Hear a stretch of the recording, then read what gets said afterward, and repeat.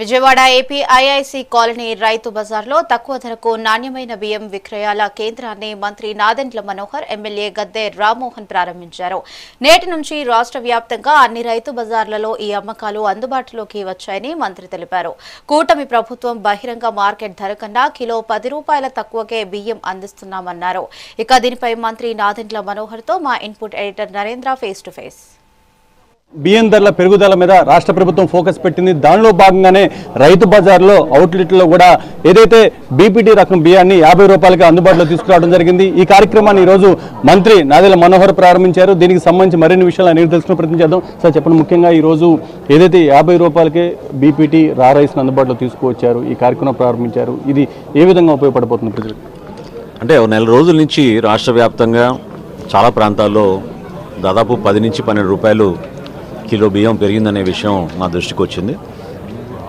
దీని గురించి ఒక కేబినెట్ సబ్ కమిటీ గౌరవ ముఖ్యమంత్రి గారు చంద్రబాబు నాయుడు గారు, అదేవిధంగా రాష్ట్ర ఉప ముఖ్యమంత్రి గారు పవన్ కళ్యాణ్ గారు సూచనలతోటి ఎప్పటికప్పుడు సమీక్షించుకుని ఆంధ్రప్రదేశ్ రైస్ మిల్లర్స్ అసోసియేషన్స్తో మేము చర్చలు జరిపి వినియోగదారులకి ఎట్టి పరిస్థితుల్లో కూడా నాణ్యమైన బియ్యం తక్కువ ధరకే అందించాలనే ఆలోచనతో ఈ రోజు నుంచి కూడా బీపీటీ స్టీమ్ రైస్ 52 రూపాయలకి కిలో, అదేవిధంగా బీపీటీ రా రైస్ అంటే పచ్చి బియ్యం 50 రూపాయలకి మేము అందుబాటులో తీసుకొస్తున్నాం.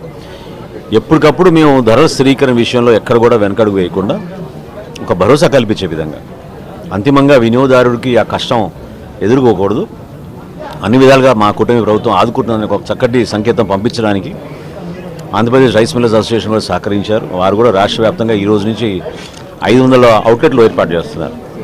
ఆ విధంగా ఈ కార్యక్రమాన్ని ముందు తీసుకెళ్తున్నాం. ముఖ్యంగా ఒక పక్క రైతు బజార్లో వీటిని అందుబాటులో తీసుకొస్తున్నారు. రైస్ మిల్లర్లు కూడా వాళ్ళ రైస్ మిల్ దగ్గర కూడా అవుట్లెట్లు ఓపెన్ చేస్తూ ఉన్నారు. మొత్తంగా వీటన్నిటికి సంబంధించి పబ్లిక్కి అవగాహన కోసం ఏ విధంగా ముందుకెళ్ళబోతున్నారు? అంటే ఇవాళ రేపు అన్ని నియోజకవర్గాల్లో కూడా ఈ కార్యక్రమం గౌరవ శాసనసభ్యులు, గౌరవ పార్లమెంట్ సభ్యులు, అదేవిధంగా గౌరవ మంత్రివర్యులు అందరూ కూడా దీంట్లో పాల్గొని ఈ కార్యక్రమాన్ని విజయవంతం చేస్తారు.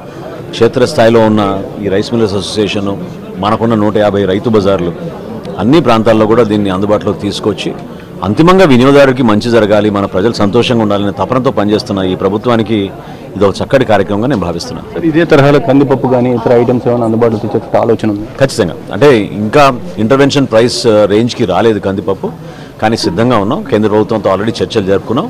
రాబోయే రోజుల్లో మాకున్న రేషన్ షాపుల్లో అంటే దాదాపు 30,000 రేషన్ షాపులు ఉన్నాయి. అన్ని ప్రాంతాల్లో కూడా మేము కందిపప్పు మరియు పామాయిల్ తక్కువ ధరలకి అందించే విధంగా ఒక ప్రయత్నం చేస్తున్నాం.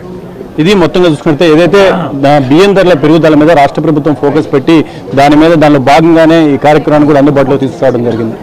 రాష్ట్రంలో బియ్యం ధరల పెరుగుదల మీద రాష్ట్ర ప్రభుత్వం ఫోకస్ పెట్టింది. దానిలో భాగంగానే రైతు బజార్లో అవుట్లెట్లో కూడా ఏదైతే బీపీటీ రకం బియ్యాన్ని 50 రూపాయలకి అందుబాటులో తీసుకురావడం జరిగింది. ఈ కార్యక్రమాన్ని ఈరోజు మంత్రి నాదెండ్ల మనోహర్ ప్రారంభించారు. దీనికి సంబంధించి మరిన్ని విషయాలు తెలుసుకునే ప్రయత్నం చేద్దాం.